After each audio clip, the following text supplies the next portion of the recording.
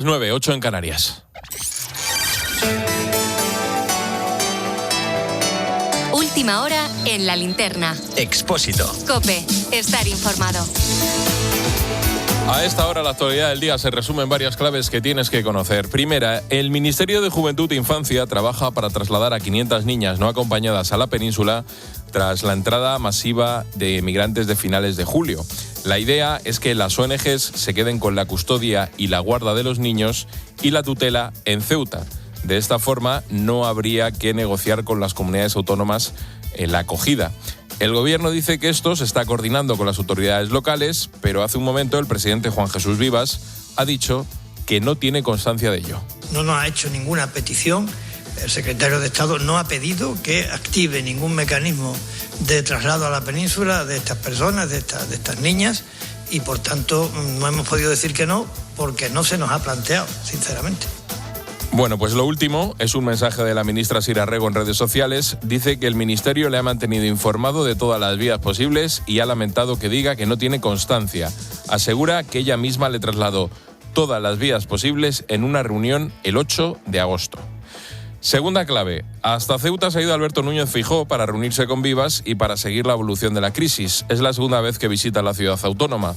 El líder del Partido Popular ha asegurado que España no debería admitir amenazas ni chantajes de Marruecos y ha planteado 7 soluciones imprescindibles. La primera es un mando único, la segunda es el regreso voluntario o la expulsión de todos los que han entrado ilegalmente. La tercera es el respeto y la reciprocidad en las relaciones con Marruecos. La cuarta es usar todos los medios. La quinta es garantizar la inviolabilidad de la frontera. La sexta es el reconocimiento europeo de Ceuta. Y la séptima es un plan de reactivación de la economía a la que el presidente de Ceuta se ha referido.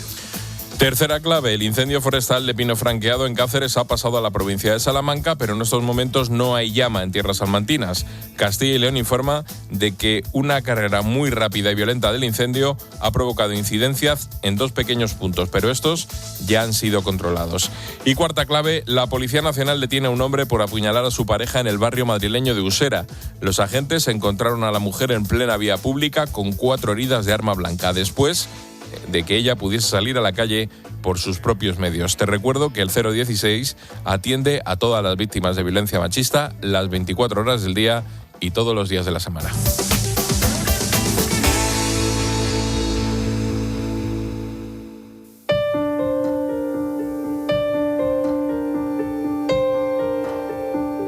La Linterna. Expósito. COPE. Estar informado.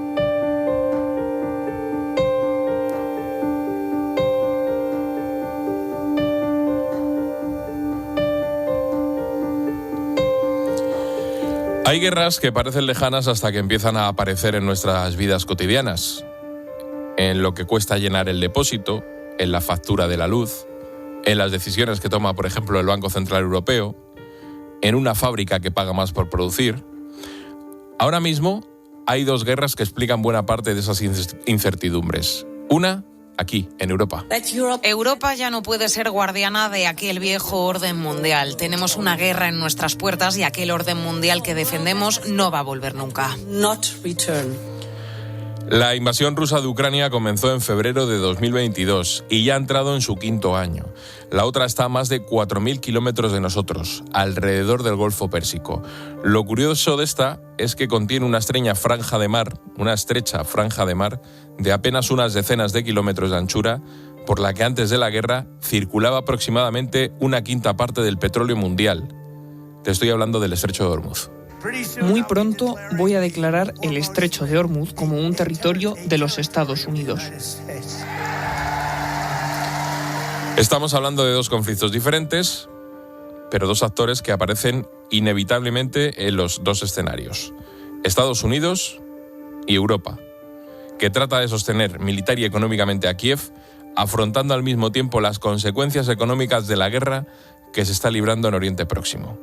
Esta noche en La Linterna queremos mirar a esos 2 escenarios, a los 2 grandes frentes que están condicionando al mundo en este 2026. Primero, hacemos parada en Ucrania.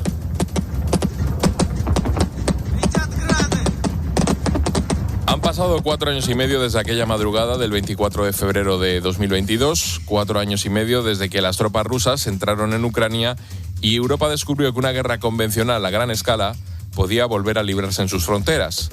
La fotografía a día de hoy sigue siendo la de una guerra de desgaste. Ayer mismo, un ataque ruso con misiles en la región de Kharkov dejó 10 muertos y al menos 18 heridos.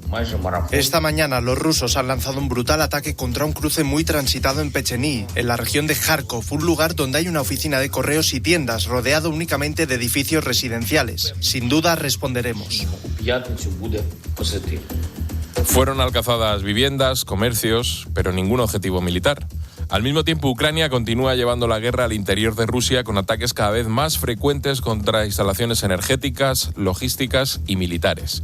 Y es que, aunque durante los últimos meses se ha hablado muchísimo de paz y aunque Estados Unidos había intentado impulsar negociaciones entre Moscú y Kiev, las conversaciones directas entre Rusia y Ucrania llevan meses paralizadas.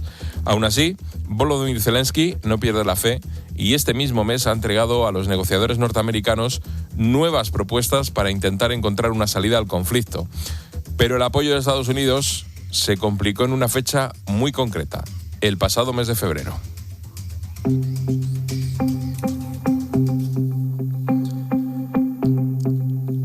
Ahí fue cuando Estados Unidos entró en guerra con Irán. Una parte importante de su acción diplomática y militar se desplazó hacia nuestro Oriente Próximo.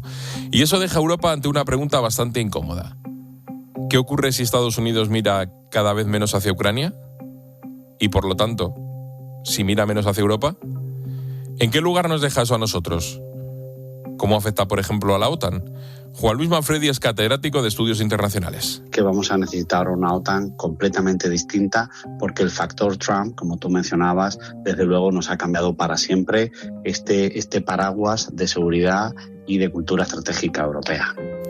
Durante estos 4 largos años, Europa ha ido aumentando progresivamente su implicación en el conflicto ucraniano. La Unión Europea ha movilizado ya más de 220.000 millones de euros en apoyo financiero, económico, humanitario, y de esa cantidad, alrededor de 77.000 millones corresponden a asistencia militar. Y este año Europa ha vuelto a acelerar. El pasado mes de julio, la coalición de voluntarios se reunía en París, con el objetivo de desarrollar un sistema integrado de defensa aérea.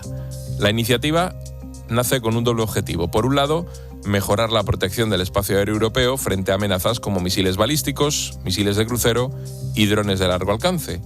Por otro, reforzar la autonomía estratégica de Europa.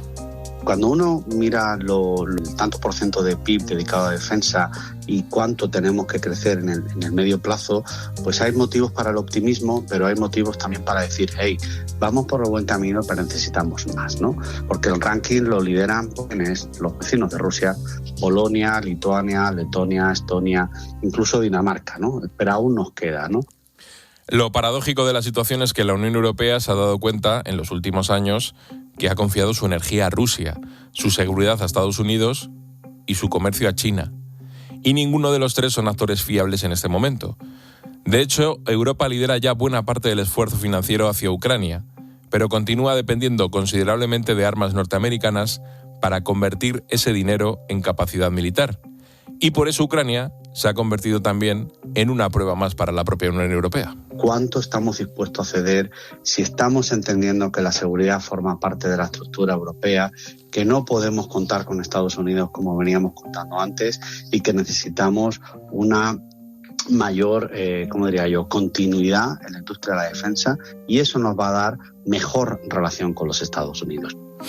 Cuando empezó la guerra, los 27 proyectaron una imagen muy compacta. Pero 4 años y medio después las grietas son mucho más visibles. Están los países bálticos, Polonia o los nórdicos, que contemplan a Rusia como una amenaza directa y real para su propia seguridad y defienden mantener una presión máxima sobre Moscú. Lo comprobamos en esta linterna cuando viajamos con una misión de la OTAN al flanco norte de Europa. Nos lo contaba el almirante Joaquín Ruiz Escajedo. En todas partes nos comentan que la población tiene temor de que les pueda suceder algo parecido a lo que está viviendo la población de Ucrania. Por otro lado, están Francia, Alemania y otros grandes socios europeos intentando construir una arquitectura de seguridad capaz de sostener a Ucrania incluso si Washington reduce su implicación. Pero también encontramos gobiernos mucho más reticentes. Y en la Unión Europea, una medida puede quedar paralizada si tan solo uno de los países miembros se niega a aprobarla. Y es que sostener ese esfuerzo tiene consecuencias. Significa gastar más en defensa, asumir deuda y responder a una pregunta importante. ¿Somos capaces de garantizar nuestra propia seguridad?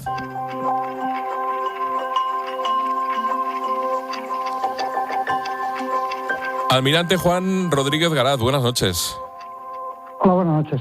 Este verano hemos visto a Ucrania atacar varias infraestructuras importantes en Rusia. Estamos hablando de refinerías, por ejemplo. ¿Esto quiere decir que está ganando terreno? ¿Está cogiendo aire? Sí, está cogiendo aire, eso es evidente por distintos factores. El más importante quizá de todos ellos ha sido la supresión para Rusia del Starlink por parte de Elon Musk, que les ha dejado un poco desnudos en cuanto a sistemas de mando y control, pero hay que verlo como algo ocasional, ¿no? La guerra está entablada y todavía, si no cambia nada, ha de durar muchos años más. O sea que no se puede hablar de una fecha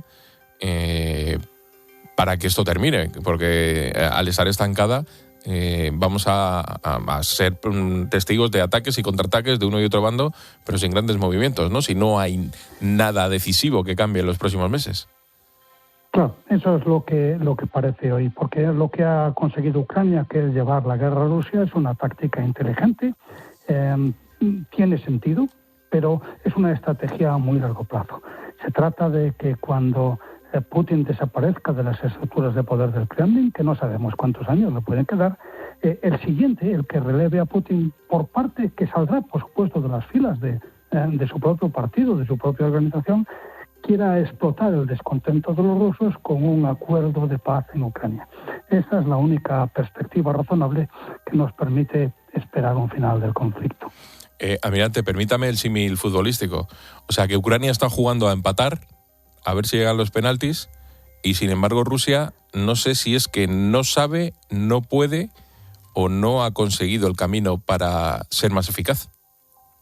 Sí, Ucrania juega a resistir efectivamente a los penaltis. El sueño de Ucrania es que a Putin le suceda un nuevo Gorbachev que decida sacar las manos del país vecino como Gorbachev la sacó de Afganistán en su día. Por parte de Rusia la cosa es muy diferente porque Putin ha apostado decisivamente por la conquista de Ucrania. Y si no conquista Ucrania será un dictador fracasado. Y los dictadores fracasados tienen una esperanza de vida muy corta. Por lo tanto, aquí hay una guerra que es opcional para Rusia, pero existencial para el presidente Putin, de la misma forma que es existencial para Ucrania.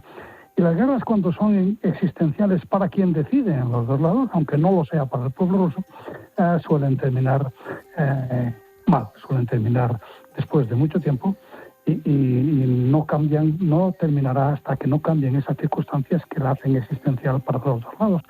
Si los ucranianos no tienen dónde ir y Putin tampoco, es difícil que puedan llegar a un acuerdo intermedio. Hay una cuestión que leemos a todos los corresponsales que están allí, a todos los enviados especiales, que es cómo ha cambiado la forma de hacer la guerra.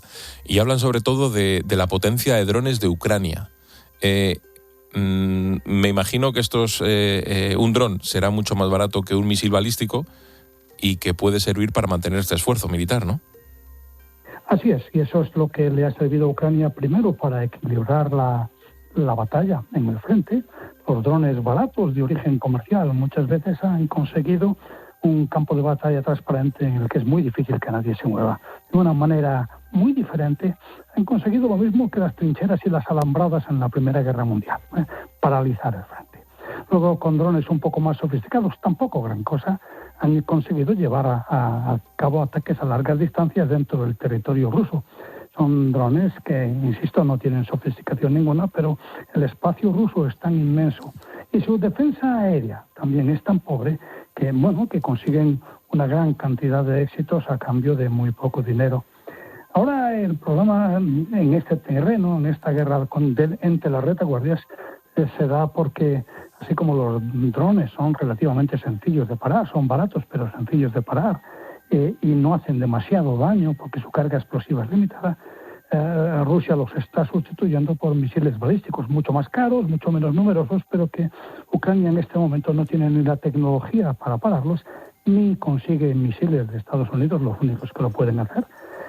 Los misiles estadounidenses son los únicos que tienen, aparte de los israelíes, capacidad para derribar misiles balísticos, y como no los tiene, pues se ve amenazada en espacios críticos como pueden ser las infraestructuras energéticas.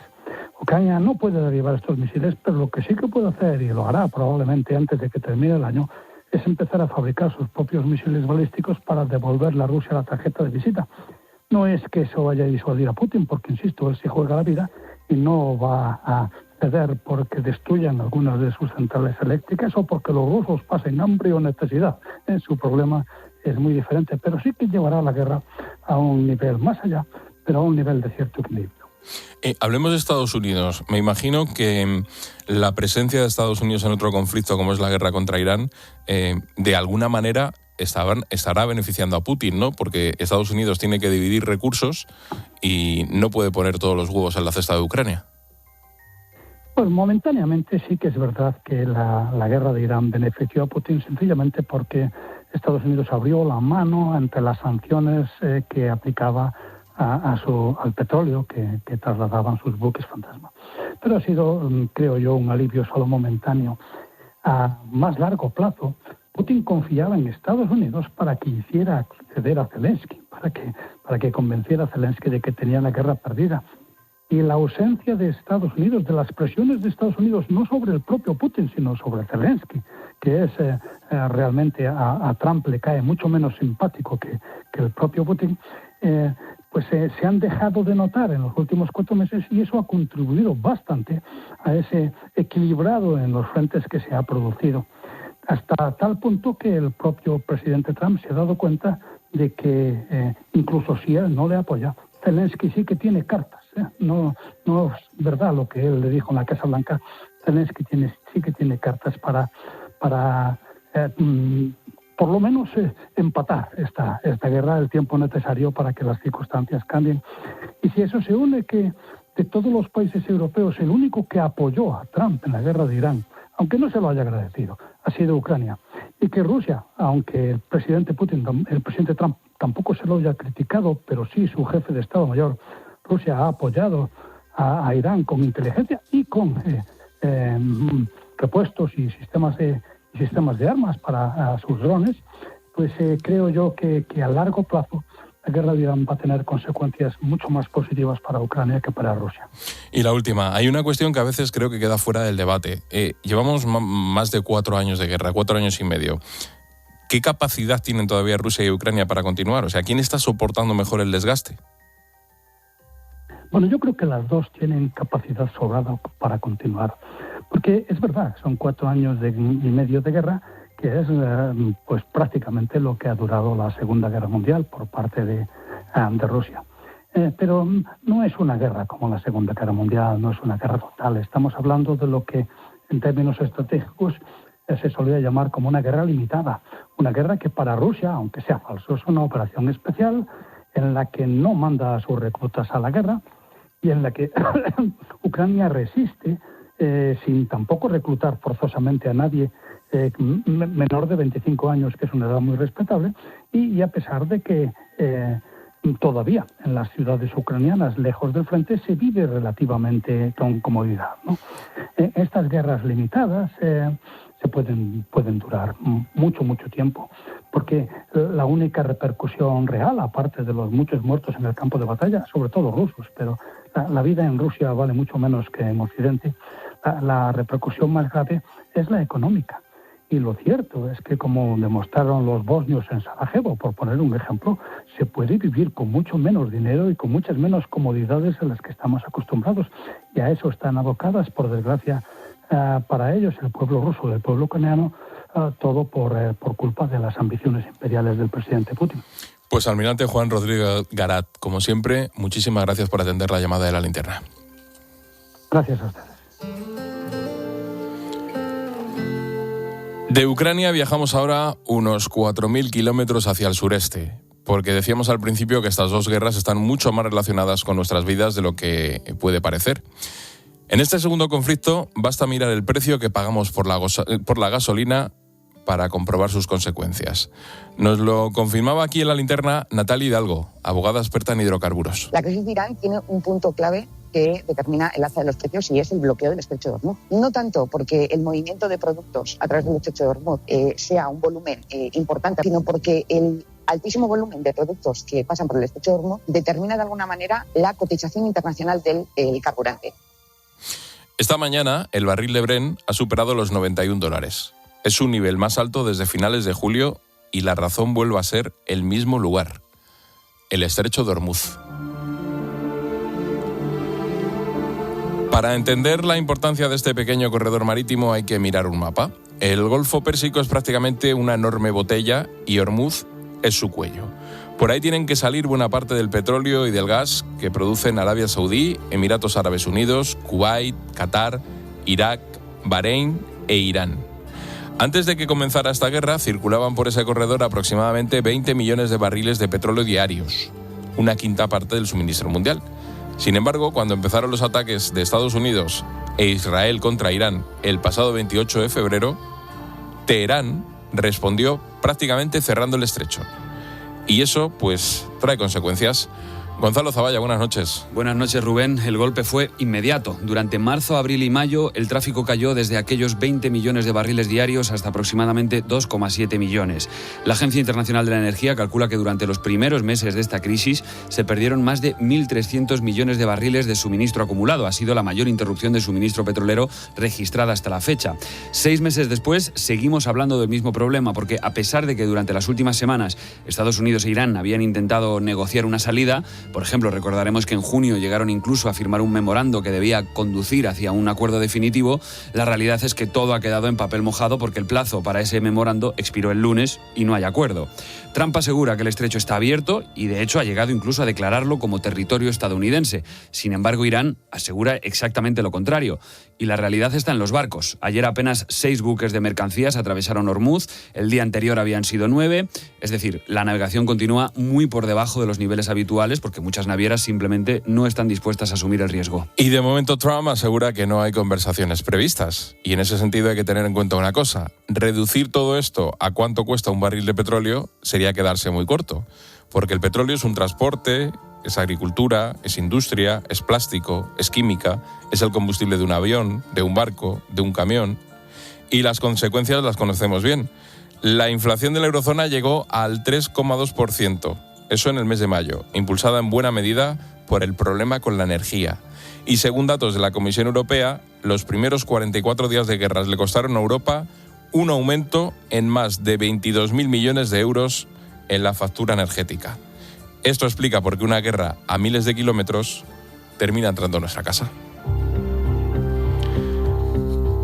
José Antonio Gurpegui es catedrático de estudios norteamericanos y especialista en Estados Unidos. José Antonio, ¿qué tal? Buenas noches. Hola Rubén, muy buenas noches, ¿qué tal? Oye, lo primero, permíteme, puede parecer una frivolidad, pero esto de que Hormuz sea ahora territorio estadounidense, ¿se había visto antes en algún otro conflicto? Que de manera unilateral alguien diga, esto a partir de ahora es de Estados Unidos. No se había visto antes.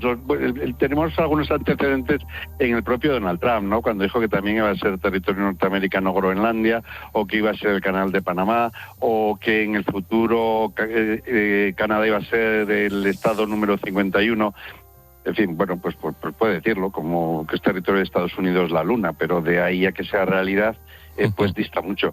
Y no solo dista mucho porque no sea una realidad en sí, sino porque legalmente eso no tiene ninguna validez. Es decir, que Trump declare que un territorio en cualquier lugar del mundo es territorio de Estados Unidos no tiene ninguna validez si no está refrendado por el Congreso. Para el Congreso, pues la importancia es muy relativa, ¿no? Pero bueno, es una de sus mayores butar, y no son pocas las que ha dicho, ¿no? Por eso te decía que puede parecer una frivolidad, pero bueno, es que está ahí. Cuando comenzó esta ofensiva... Lo que pasa es que lo que ocurre, Rubén, es que lo dice el hombre más poderoso del mundo, claro. Sí, no, pero es igual que cuando dijo lo de Groenlandia o cuando dijo lo de Panamá, que todo el mundo en un primer momento se reía, pero luego cuando empezaron a haber movimiento de tropas en Groenlandia, Dinamarca enseguida levantó el teléfono para hablar con sus socios europeos. Efectivamente. Te decía que cuando comenzó esta ofensiva contra Irán, Trump estaba muy confiado en la superioridad militar estadounidense. De hecho, yo creo que la muerte del líder supremo parecía dar a entender que el conflicto iba a ser breve. Pero llevamos casi 6 meses. ¿Qué ha fallado en el plan de Trump? Sí. Ha fallado casi todo. Lo primero, él hablaba que esto iba a durar unas 3 o 4 semanas. Yo, Rubén, tal vez matizaría. No creo que este sea el plan de Trump. Este es el plan de Netanyahu, el plan de Israel, que realmente claro. convence a Trump en la visita que hace en el mes de febrero a la Casa Blanca, y le convence. Esto lo reveló el New York Times, es decir, no estoy descubriendo nada que no se sepa, ¿no? Ni nada que haya sido documentos confidenciales de ninguna manera. El New York Times reveló el pasado mes de finales de mayo, principios de junio, cómo fue esa reunión con Netanyahu, en la que había una serie de pasos. El primero de ellos era precisamente descabezar el régimen, que es el único paso que salió bien, contestando a tu pregunta, pero después los siguientes de la rebelión que va a haber en las calles, el derrocamiento que habría de lo que quedará del régimen y la instauración de un nuevo régimen, que a los otros 4 pasos pues no ha salido ninguno de esos bien, ¿no? Y en buena medida, como ya le avisaron los asesores más cercanos de Donald Trump, y me estoy refiriendo a Marco Rubio, me estoy refiriendo a J.D. Vance e incluso a la propia Susie Watts, que es a la que más caso le hace Donald Trump, que le dijeron que no se metiera en ese berenjenal. Pero él, tras la victoria, tras el éxito que había tenido la operación de Venezuela, pues pensó que esto iba a ser igual. Y bueno, pues en absoluto ha sido igual y dista muchísimo de parecerse a lo que ocurrió en Venezuela. Hay una cuestión importante. Claro, estamos hablando de que todo se está reduciendo ahora mismo a un problema económico. Mientras el estrecho de Hormuz esté cerrado, la economía mundial seguirá sufriendo las consecuencias. Y precisamente a lo mejor Trump lo que ha hecho es darle al régimen de Irán la posibilidad de entender lo que tenía entre manos, de entender que tenía una llave muy poderosa que puede cerrar y abrir a su antojo, ¿no? Sí, efectivamente, y de eso le entendió. La introducción que habéis hecho ha sido magnífica. La única posibilidad que tenía Irán de éxito era precisamente cerrar el estrecho, y es lo que ha hecho. No es solo la relación que decía, pues todo lo que supone los temas de combustible, tanto gasístico como petrolífero, pero también los abonos que llegan entre otros países para Estados Unidos, que son fundamentales, también pasan por ahí. Es decir, no es solo el combustible lo que ha encarecido los productos en Europa, sino que también los abonos que son necesarios para la producción agraria en Europa, y como digo, muy especialmente en Estados Unidos, también se ha encarecido mucho, y se encarece absolutamente todo. Tanto aquellos bienes que pertenecen al primer nivel, que son la agricultura, como los que pertenecen a los niveles industriales. Y claro, en una situación económica como esta, ¿alguien puede presionar a Trump para que se llegue a una solución? Porque las consecuencias las está sufriendo todo el mundo. Absolutamente todo el mundo. Yo no sé si hay alguien capaz de presionar a Trump, ¿no? Si acaso serían pues los propios republicanos en Estados Unidos, pero bueno, aunque su popularidad está cayendo muchísimo, miraba esta misma tarde los porcentajes, sobre todo con vistas a las elecciones de mitad de mandato, y su valoración o las posibilidades republicanas están 8 puntos por debajo de los demócratas, y eso es una diferencia que comienza a ser importante. Esos 8 puntos. No hay en estos momentos nadie con la fuerza o con el empuje necesario como para hacerle cambiar de directrices, ¿no? De hecho, un cambio muy significativo entre este segundo mandato y el primer mandato era que el primer mandato pues había muchos ministros, pues secretarios me estoy refiriendo, sí. ¿No? La figura del ministro no figura como tal, ¿no? Pero para entendernos, que eran díscolos porque estaban puestos en cierta forma por el partido. Ahora el dominio que tiene Donald Trump por el partido es absoluto. Lo que ha primado en el momento de nombrar su gabinete ha sido sobre todo la fidelidad, y como te comentaba Rubén hace un momento, es muy significativo, para mí fue tremendamente significativo lo que revelaba el artículo de New York Times, porque todos ellos, Marco Rubio, Sue Watts, J.D. Vance, le decían que no, pero todos ellos le decían, pero bueno, tú eres mi presidente y lo que tú digas lo haré. A todos, absolutamente todos. El director de la CIA, que no lo he mencionado antes también, todos le decían, creemos que esto es un error, Israel siempre nos hace lo mismo, nos mete en líos que después nos deja colgado, no entiendo la necesidad de este paso. Pero todos ellos, después de exponerle sus objeciones a entrar en guerra, a seguir la estela de Israel en esta guerra, que Israel pensaba ya hacerlo, o sea, Israel tenía esta operación, la tenía pensada para comienzos del verano. Lo que ocurrió que las manifestaciones que hubo en Irán, sobre todo en Teherán, y ya no de estudiantes, como habían sido las anteriores, sino de comerciantes a mitad de enero, le hicieron adelantar la operación. Dijo, bueno, parece que ahora se da, o tenemos el caldo de cultivo necesario para que esto tenga éxito, ¿no? Y todos le avisaron que no, que era una locura que Estados Unidos entrara en esta guerra, pero ninguno, absolutamente ninguno, de ningún miembro de su círculo de confianza tuvo el coraje de decirle, Donald, esto ni de coña, ¿no? Que diría un castizo, de ninguna de las maneras. Ninguno de ellos. Todos le decían, creemos que es un grave error, pero tú eres el presidente y nosotros te seguiremos en lo que tú decidas. Tengo dos cuestiones más. La primera es simplemente una observación.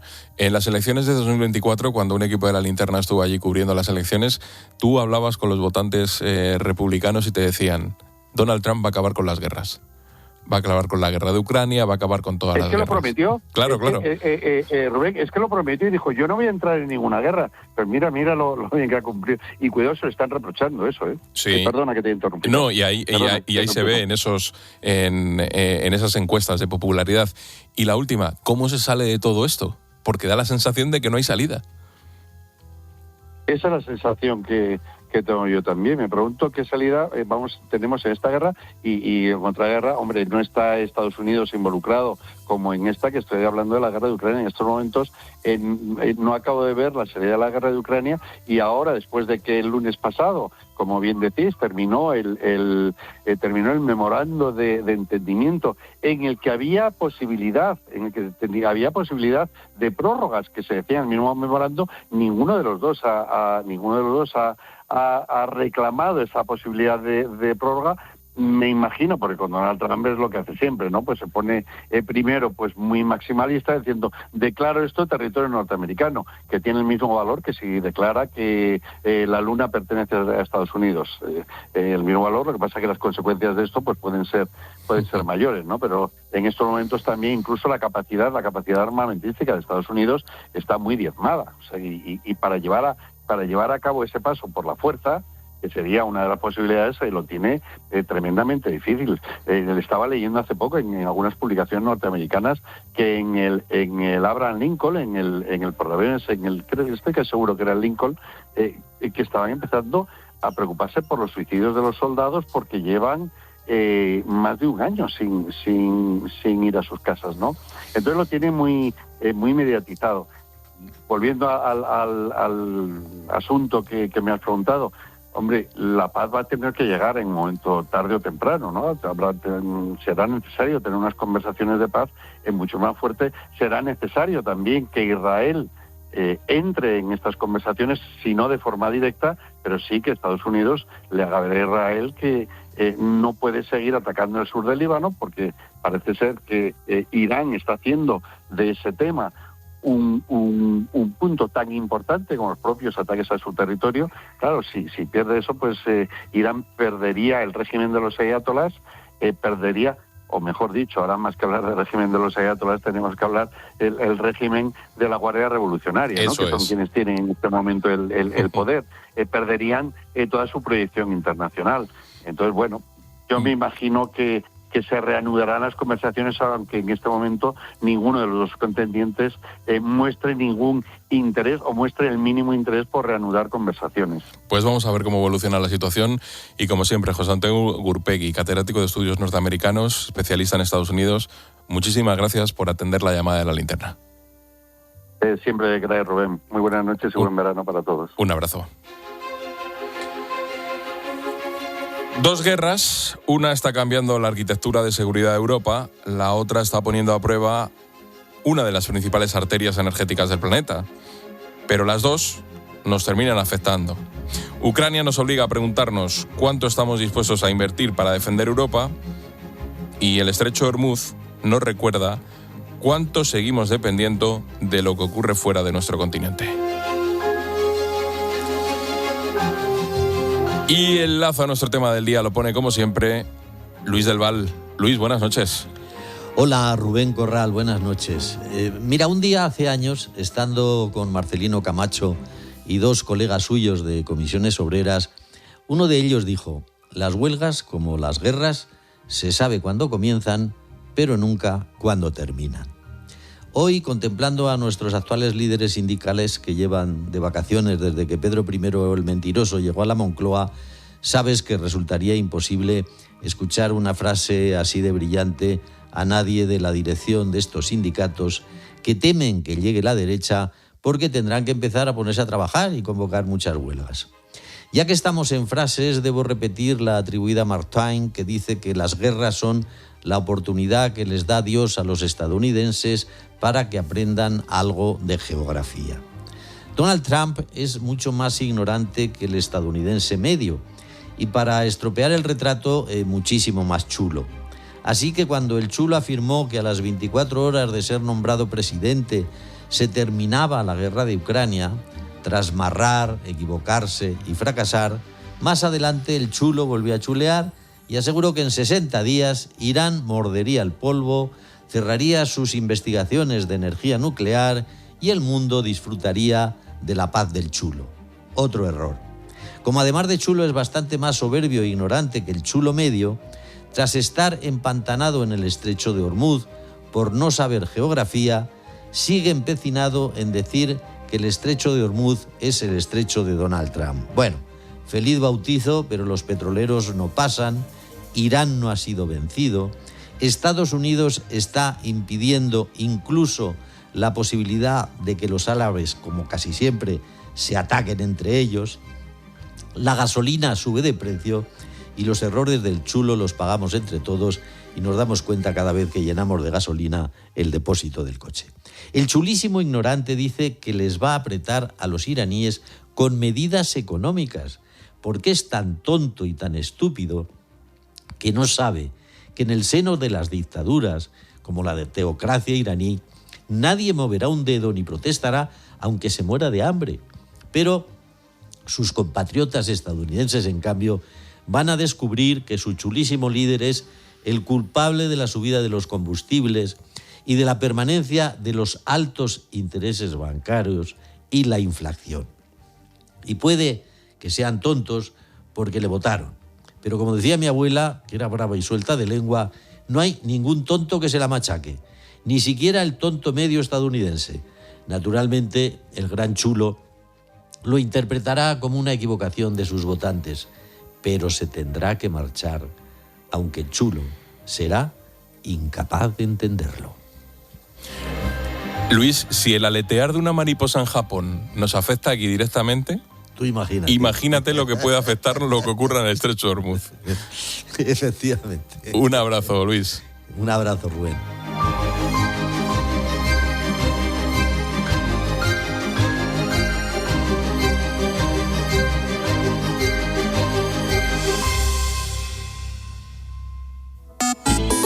¿Quieres contarnos algo? Escribe a Ángel Expósito. Busca La Linterna COPE en Instagram, TikTok y en nuestro Facebook La Linterna. O mándanos un mensaje de voz por WhatsApp al 600 54 45 55. El contrato que más tiempo lleva inactivo en Alquiler Seguro se firmó hace más de 20 años. Gracias por tu confianza, Juan. El más reciente, hace menos de 24 horas. Gestionamos viviendas de propietarios que viven a 17.000 kilómetros en Sydney y de otros que viven justo encima de una de nuestras oficinas. Alquiler Seguro para todos. Alquiler Seguro para ti. Entra ya en alquilerseguro.es. Vale, como empresa tengo que cumplir la nueva normativa de envases y para eso están los scrap. Me hago un Excel, los comparo, leo la letra pequeña, llamo a mi gestor de residuos, pido una reunión. Tranquila, yo entré en Genci.es, hice clic, clic, clic y ya estoy cumpliendo la ley. Y sin cambiar mi operativa ni la de mis clientes. ¿Así sin más? Claro, Genci se encarga de todo. Hazlo fácil, hazlo Genci y hazlo ya. Escuchas COPE. Y recuerda, la mejor experiencia y el mejor sonido solo los encuentras en cope.es y en la aplicación móvil. Descárgatela.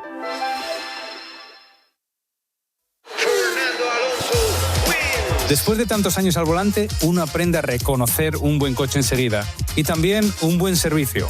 En Flexicar.es tienen más de 25.000 coches. Puedes financiarlos hasta al 100% y te dan hasta 3 años de garantía.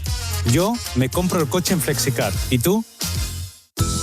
Vuelven los días largos y las ganas de moverte. Y con Fluchos, cada paso se siente ligero de verdad. Diseños versátiles, materiales suaves y confort que te acompaña todo el día. Empieza la temporada primavera-verano con tu par ideal. Fluchos, comodidad absoluta. A la venta en las mejores tiendas. Las pirámides de Egipto, estas moles de 3.500 años de antigüedad, esculpidas en piedra caliza, que están bien, pero unos tolditos con sombra pues le vendrían que ni pintado. Cualquier reforma puede ser más pro, y para que la tuya lo sea, encuentra todo lo que necesites en nuestra app, en leroymerlin.es o llamando al 910 49 99 99. Leroy Merlin, ahora más pro. NH Collection Hotels and Resorts. Hoteles únicos, en destinos excepcionales alrededor del mundo. Diseño elegante, servicio refinado, experiencias extraordinarias. Reserve en nhcollection.com. Una marca de Minor Hotels.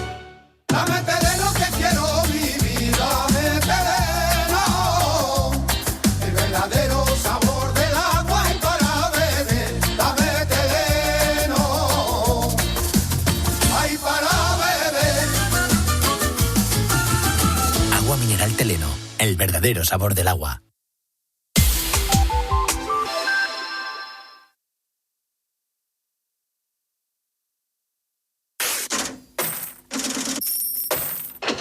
Expósito. La linterna. COPE. Estar informado.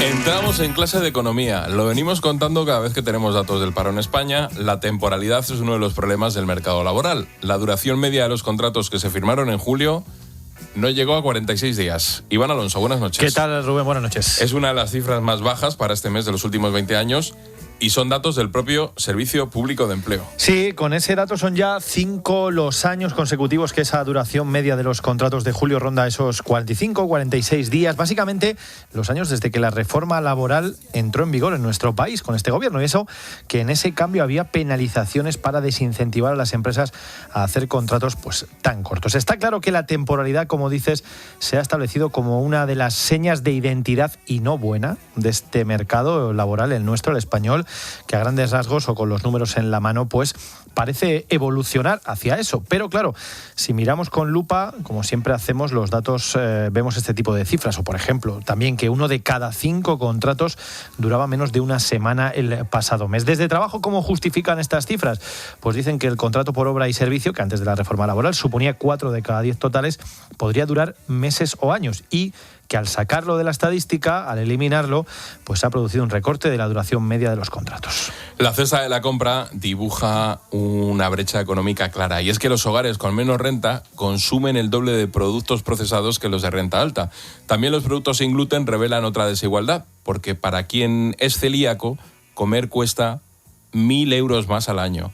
Victoria Ballestero, buenas noches. Buenas noches. Los hogares con menos renta consumen el doble de productos procesados que los de renta alta. Menos alimentos frescos, verdura, fruta, carne o pescado y más pasta o bollería. Es un indicador más de desigualdad, asegura Enrique García, portavoz de la OCU. La cesta de la compra es un termómetro muy útil para observar cómo las diferencias económicas se traducen en oportunidades desiguales de acceso a una alimentación saludable. Otra desigualdad se refleja en los alimentos sin gluten. Los celíacos necesitan 1.000 euros más al año de media para hacer la compra, unos 80 euros más al mes. Por eso, María Acevedo, de la Federación de Celíacos de España, habla de ayudas. De hecho, España es de los pocos países europeos que no ofrece ningún tipo de ayuda económica a las personas celíacas. Pero bueno, hay otros tipos de ayudas, reducción de IVA, mejoras a nivel fiscal. Una persona diagnosticada como celíaca, pues que pueda recibir algún tipo de compensación económica. Y pagamos más por ahorrar tiempo o por falta de él. Los platos preparados baten récord, con un crecimiento cercano al 45% en la última década.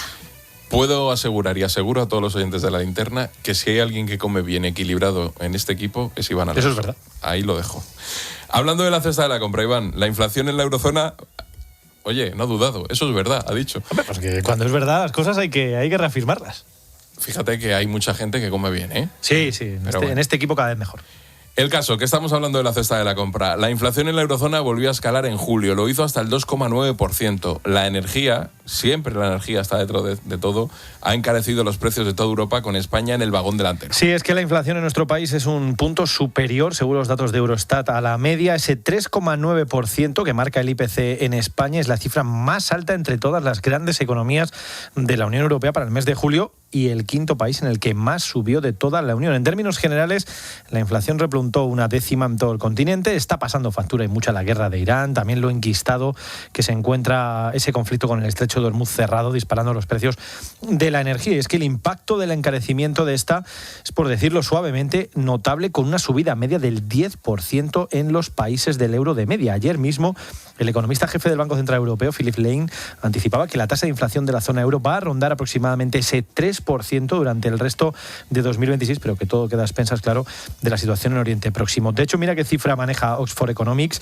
La guerra y el calor podrían disparar un 12% los precios mundiales de los alimentos, lo que más el pan, la pasta, por la caída de las cosechas europeas y el coste de la energía y los fertilizantes, y también el trigo, que podría encarecerse hasta un 36%.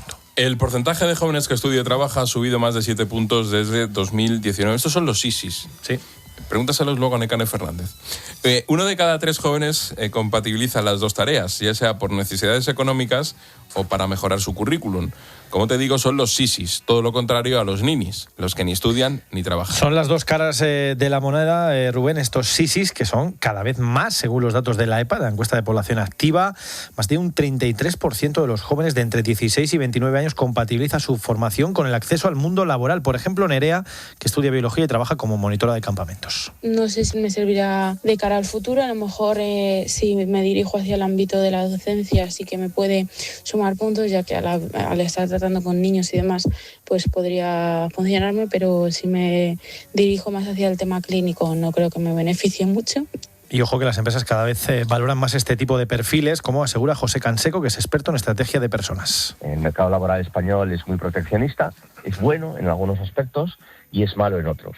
Cuando tú proteges mucho al empleado, a las profesiones, al mercado, y tienes reglas muy estrictas, le quitas flexibilidad.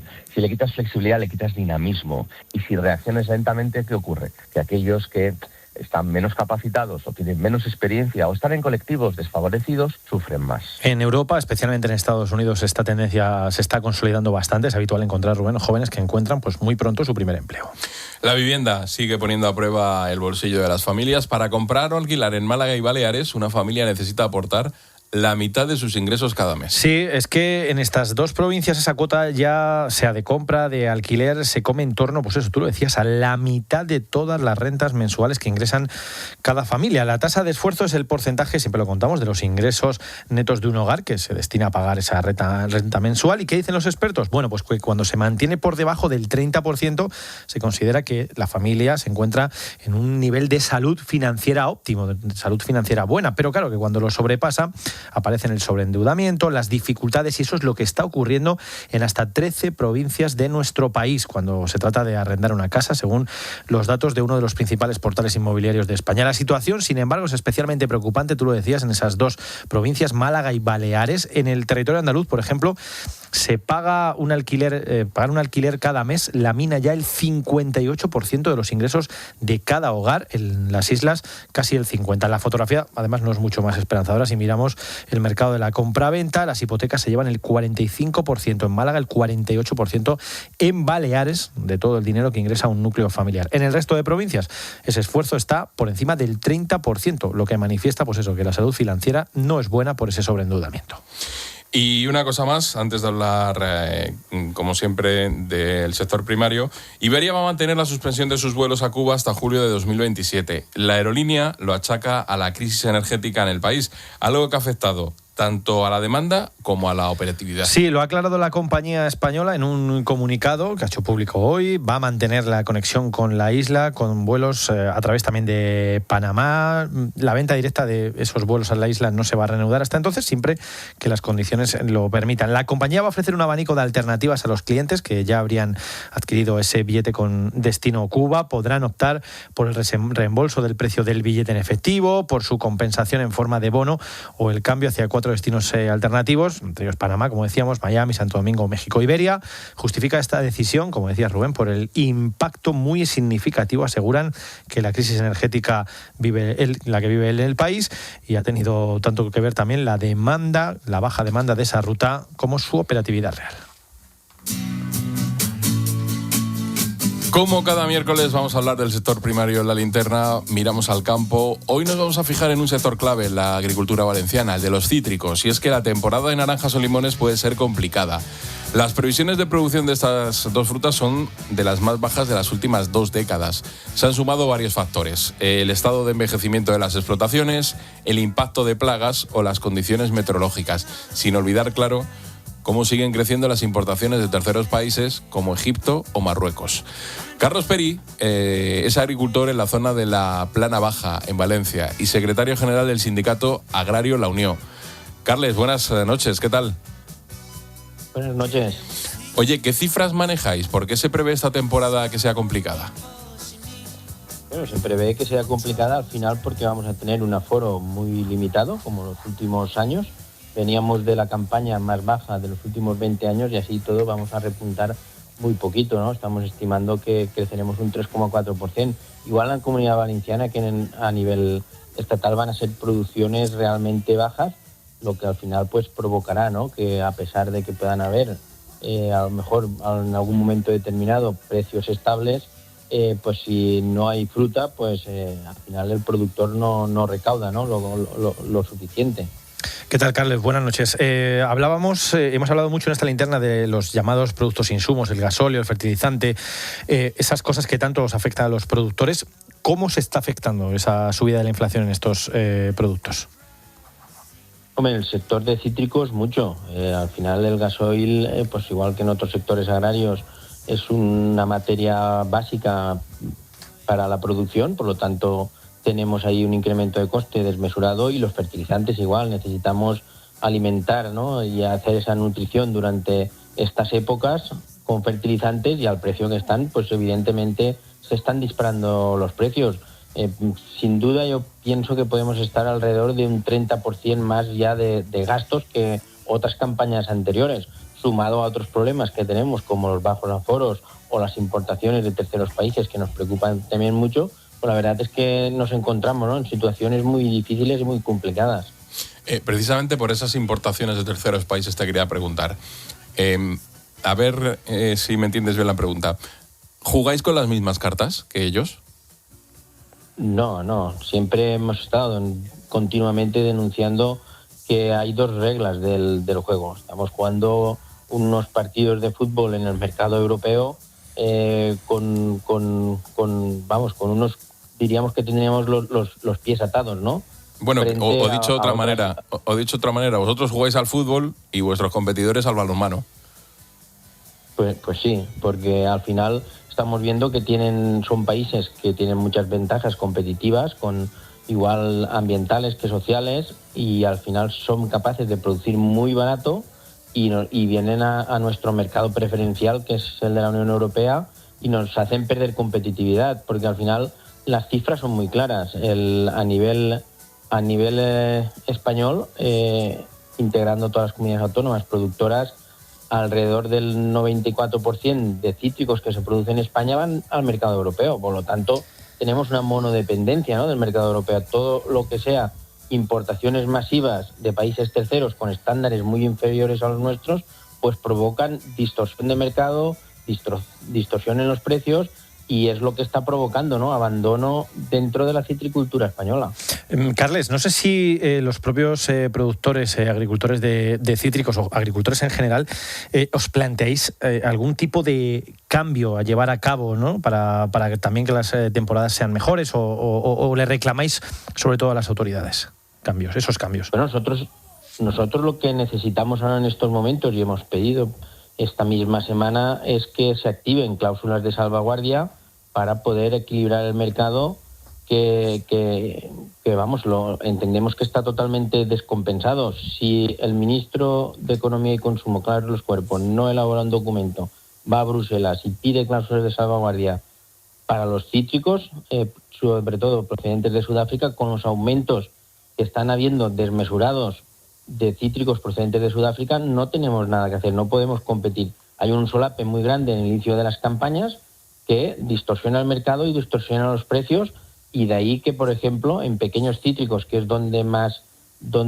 ha habido un aumento desmesurado, estamos hablando de un 117% de mayor importación, y que hemos abandonado más de 16.300 hectáreas en los últimos 10 años en la Comunidad Valenciana, en el resto de España más.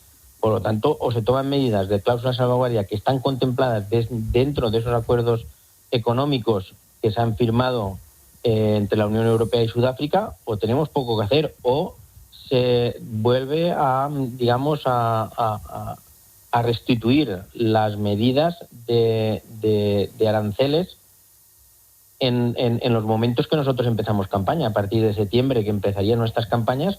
A partir de ahí que haya tramos arancelarios como había antes, porque ahora los aranceles son cero. Hay que poner también mucho hincapié en eso, que de la firma de los acuerdos internacionales salen al final bajadas progresivas de aranceles y ahora ya tienen arancel cero, por lo tanto así no se puede competir.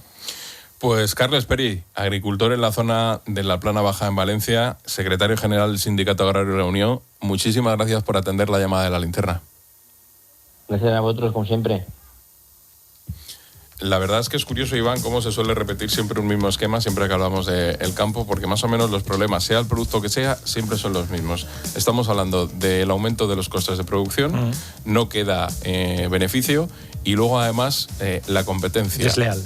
Al estar dentro de la Unión Europea, como decía Carles, ellos están jugando un partido de fútbol, y sin embargo los que están fuera de la Unión Europea lo que juegan es al balonmano, y con la mano es mucho más fácil que con el pie muchas veces. Y a eso se le suma muchas veces, entre ellos a los cítricos, las malas condiciones meteorológicas, que eso es ley de vida, pero que claro, a todas estas otras cuestiones les afecta incluso más. Además, muchos productos. Unas condiciones meteorológicas que cada año se van repitiendo para peor. Claro, que son más radicales. Claro, o sea, cada vez nos encontramos con unos inviernos más calurosos, con unos veranos más calurosos, con unos otoños cálidos, y eso al final a la larga, pues para el agricultor es complicado. No le ayuda nada, ¿no?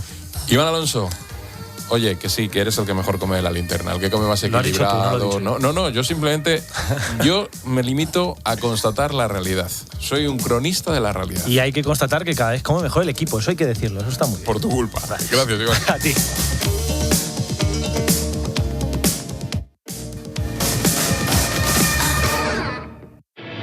Prepárate para otra tarde de fútbol. Activamos los sistemas de mensaje para que este sábado, en COPE, Athletic Club Sevilla, Valencia Celta y Español Real Madrid. Y además comienza la Vuelta Ciclista a España. Tiempo de juego con Paco González, Manolo Lama, Andrea Peláez y Eri Frade. Los números 1 del deporte. ¿Cómo no le puede gustar esto a mí? En Murcia, Sevilla y Jaén hay alguien que está de enhorabuena forever. Y es que el viernes 14 de agosto, Eurojackpot de la 11 entregó más de 900.000 euros en premios. Así que les podéis felicitar forever, lo que duran los premios. Y si quieres que a ti también lo bueno te dure forever, juega Eurojackpot de la 11. Cada martes y viernes por solo 2 euros, botes de hasta 120 millones. Eurojackpot de la 11. Millonario forever. 11. Bien jugado. Juega responsablemente y solo si eres mayor de edad. Deja siempre espacio para otra motera. Cuando eres motera, hay muchas leyes no escritas. Pero cuando eres mutuera, hay una ley que sí está escrita. Y es la siguiente. Vente a la Mutua con tu seguro de moto y te bajamos su precio, sea cual sea. Llama al 91 555 5555. Hazte mutuera. Condiciones en Mutua.es. Escuchas La Linterna. Y recuerda, la mejor experiencia y el mejor sonido solo los encuentras en cope.es y en la aplicación móvil. Descárgatela. Vale, como empresa tengo que cumplir la nueva normativa de envases y para eso están los scrap. Me hago un Excel, los comparo, leo la letra pequeña, llamo a mi gestor de residuos, pido una reunión. Tranquila, yo entré en Genci.es, hice clic, clic, clic y ya estoy cumpliendo la ley. Y sin cambiar mi operativa ni la de mis clientes. ¿Así sin más? Claro, Genci se encarga de todo. Hazlo fácil, hazlo Genci y hazlo ya. ¿Por qué ha decidido imputar ahora? ¿La explicación técnica es...? ¿Te perdiste algo? Con la nueva app de COPE ya puedes escuchar de nuevo las horas completas de todos los programas y los contenidos más destacados. Qué pasada tener aquí a Cucurella. ¿Qué tal, Marc? Muy buenas. Hola, buenas. Descárgala ya y no te pierdas nada en la nueva app de COPE. Compatible con CarPlay y Android Auto.